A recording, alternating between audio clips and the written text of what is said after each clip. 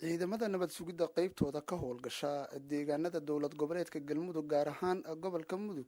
ayaa muddooyinkan waday howlgalla amniga lagu xaqiijinayo kuwa oo lagula dagaalamayay kooxaha faldambiyeedyada ka geysta gobolka Muudg. howlgalka ciidamada amniga gaar ahaan kuwa nabad sugidda qaybta gobolka Muudg ay wadeen muddooyinkii ugu dambeeyay ayaa ahaa kuwa la fulinayay xilliyada habeenkii ah,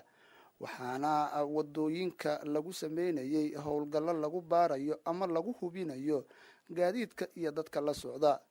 iyadoo ciidamada nabad sugidda qaybtooda gobolka Muudg ay sheegeen in howlgalladan lagula dagaalamayo ama looga hortagayo kooxaha ka ganacsada maandooriyaasha isla markaana qayb ka ah dhibaatada gobolka Muudg. howlgalka ciidanka nabad sugidda gobolka Muudg ay ka wadaan ma ahan kasokow in lagula dagaalamayo maandooriyaha, waxaa sidoo kale jiray howlgallo kale oo lagu baarayay guryaha kuwa oo lagu hubinayay dadka isla markaana la xaqiijinayay cid walba oo degan ama gurigaasi galaysa. ciidamada nabad sugidda qaybtooda gobolka Muudg ayaa muddo waxa ay wadeen howlgallo xaqiijin amniga ah, waxaana howlgalladan ay inta badan yihiin kuwa oo lagula dagaalamayo faldambiyeedyada isla markaana lagu xaqiijinayo amniga gobolka Muudg. taliyaha qaybta gobolka Muudg ee hay-adda nabad sugidda dowlad goboleedka galmudug korneyl cabdirasaaq sheekh maxamuud faracade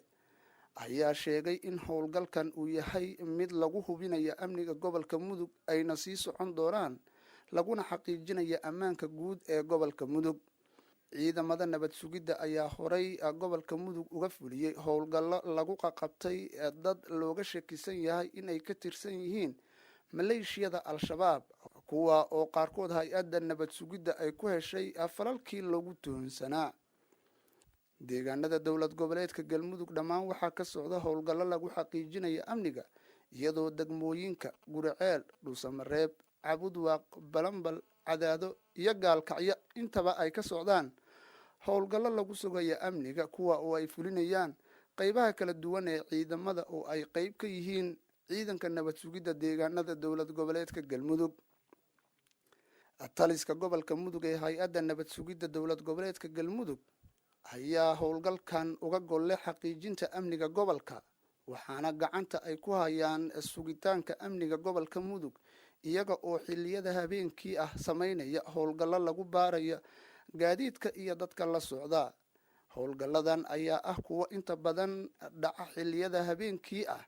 waxaana lagu xaqiijinayaa ammaanka iyada oo wadooyinka waaweyn ee gobolka Muudg gaar ahaan daanta koonfureed ee magaalada Gaalkacyo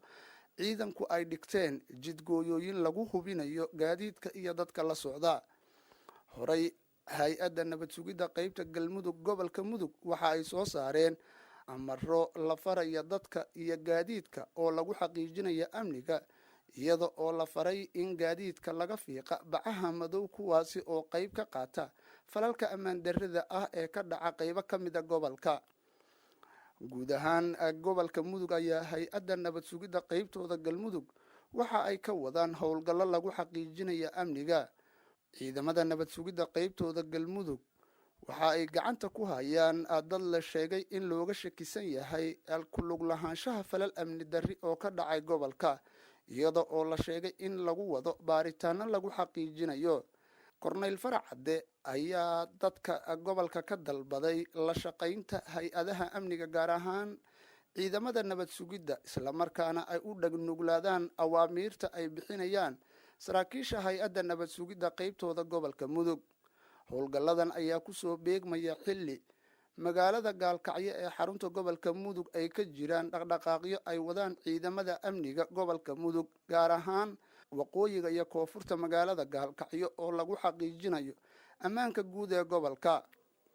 dhowaan ayaa ciidamada gobolka Muudg gaar ahaan qaybta waqooyi howlgal ay sameeyeen waxay ku qabteen kooxo la sheegay in ay ahaayeen kuwa ka ganacsanayay maandooriyaha. waxaa sidoo kale barbar socda howlgallo kale oo ciidanka nabad sugidda gobolka gaar ahaan koonfurta magaalada Gaalkacyo ay ka wadaan, kuwa oo lagu xaqiijinayo amniga isla markaana lagula dagaalamayo kooxaha ka ganacsada maandooriyaha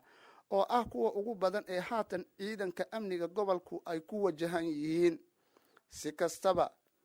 xaalka amni ee gobolka ayaa aad u wanaagsan, waxaana socda dadaalo lagu xaqiijinaya amniga oo ay horboodayaan ciidanka nabad sugidda qaybtooda galmudug sida mas-uuliyiinta laamaha amniga gobolka gaar ahaan kuwa nabad sugidda ay xaqiijiyeen